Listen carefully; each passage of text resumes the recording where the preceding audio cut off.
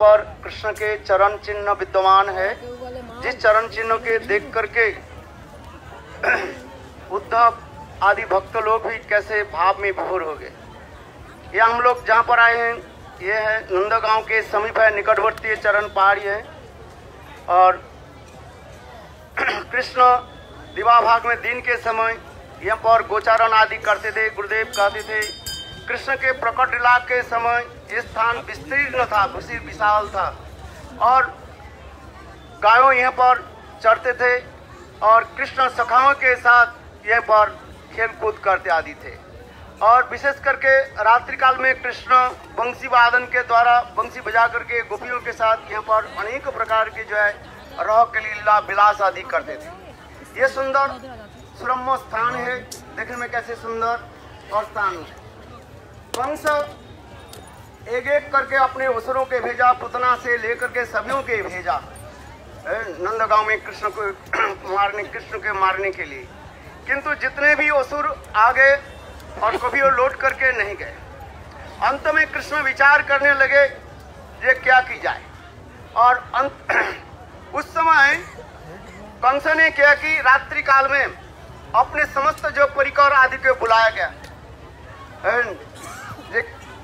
जब तक कृष्ण ब्रज में रहेगा तब तक उसके किसी प्रकार से हम मार नहीं सकते। जिस प्रकार हमारे जीव गोस्वामी पाद वर्णन करते हैं, सांप जब तक गर्त में गड्ढा में रहे वो सांप को आप नहीं मार सकते। सांप को क्या करना पड़ेगा, गड्ढा से बाहर निकालना पड़ेगा, तब जो है सांप को हम मार सकते हैं। उसी प्रकार कंस के जितने अनुचर जो है ये सब सलाह देने लगे कि कृष्ण और बलराम जब तक ब्रज में रहेगा इसका हम कुछ नहीं कर सकते, बाल बका नहीं सकते। इसलिए विचार करने लगे ये क्या की जाए।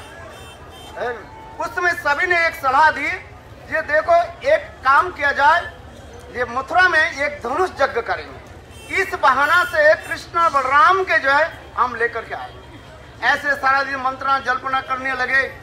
अंत में विचार करने लगे कृष्ण बलराम को वृंदावन से जानी ये नंदगांव से उनको कैसे लाया जाए। इसलिए विचार करने लगे ये अक्रूर के भेजा जाए। अक्रूर के प्रति उन लोग के ब्रजवास के बहुत विश्वास है, इसलिए कृष्ण बलराम जरूर आएंगे। और जब यहाँ पर आएंगे हम सब लोग घेर करके मार डालेंगे, ना रहे बांस और ना बजे बांसुरी। इसी प्रकार कंस विचार करने बहुत सुंदर है, सलाह दे दिया और उनके चांदूर मुष्टिक आदि लेकर के सभी बड़े बड़े असुरों ने वध दिया। किंतु अक्रूर के भेजा जाए। और एकादशी द्वादशी के दिन अक्रूर के यहाँ पर भेजा गया। और अक्रूर मन मन विचार करने लगे जब किसी के मृत्यु के समय आ जाता है तो वो जानबूझ करके जो है सांप के गर्त में वो हाथ डालता है और वही मरता है। इसी प्रकार अक्रूर विचार करने लगे ये विष के भांड जो है अभी फूटने वाला है, ये मरने वाला है। इसलिए अक्रूर मन मन विचार करने लगे ये देखो जो होने वाला ही तो होगा। वो अक्रूर ने किया कि रथ लेकर के चल पड़े और चलते चलते चिंता अधिक करने लगे जे मैं जब पहुंचूंगा क्या कृष्ण बलराम मुझे चाचा चाचा कह करके मेरे आलिंगन करेंगे, गले पकड़ लेंगे। ऐसे विचार करते करते धीरे धीरे रथ चलाने लगे और कृष्ण की लीलाओं कथा जो है स्मरण करने लगे। यहाँ पर आते आते शाम हो गया और शाम के समय जब अक्रूर यहाँ पर पहुंचे देखा तो इस ब्रजभूमि में कृष्ण की अनेक जो है चरण चिन्ह देख करके अक्रूर लोटपोट खाने लगे, धूल में दूसरी धो करके विचार करने लगे।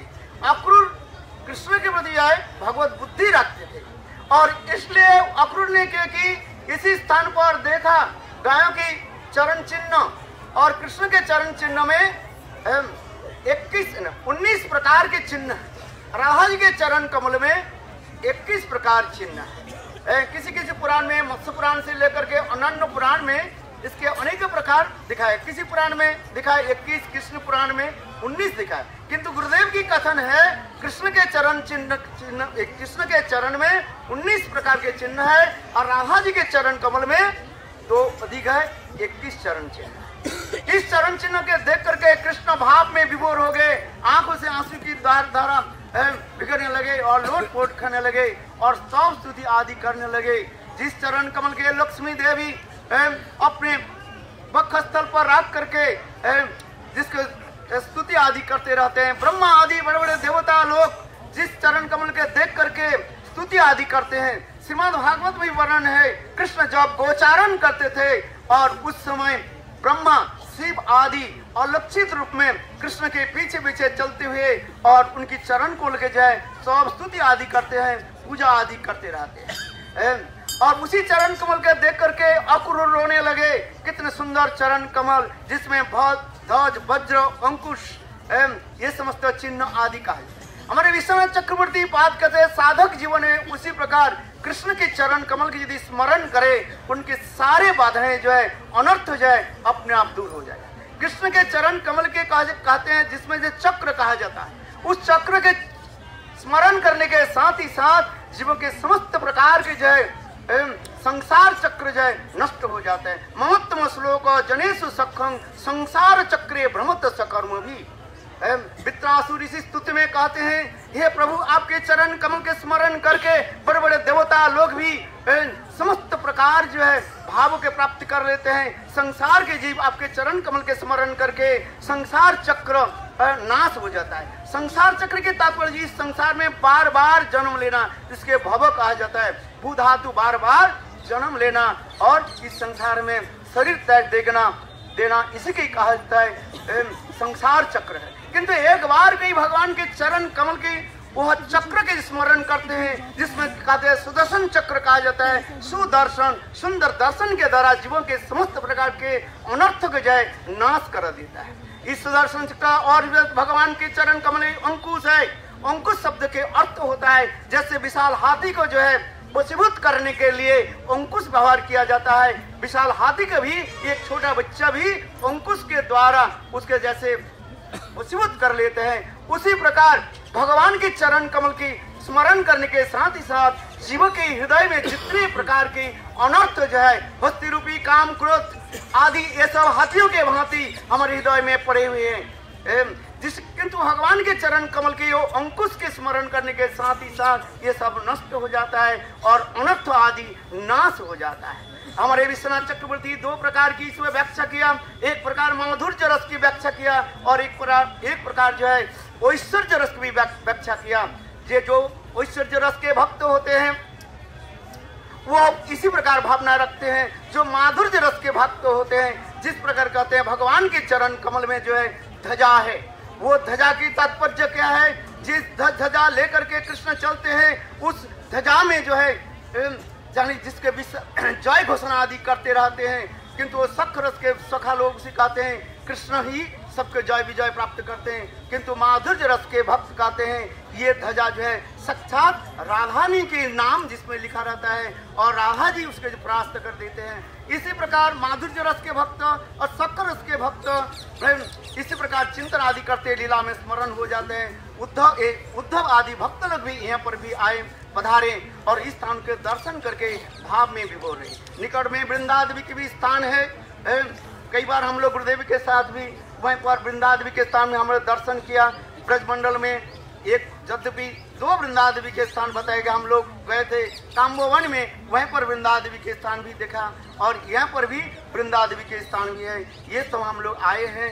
ये नंदगांव के समीप है, इसलिए इस स्थान को हम प्रणाम करते हैं, धूलि के प्रणाम करते हैं।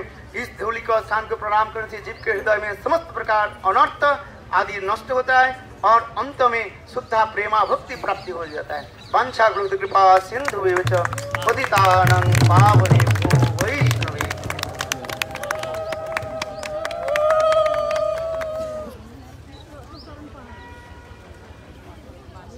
ओम ज्ञानतिमिरन्धस्य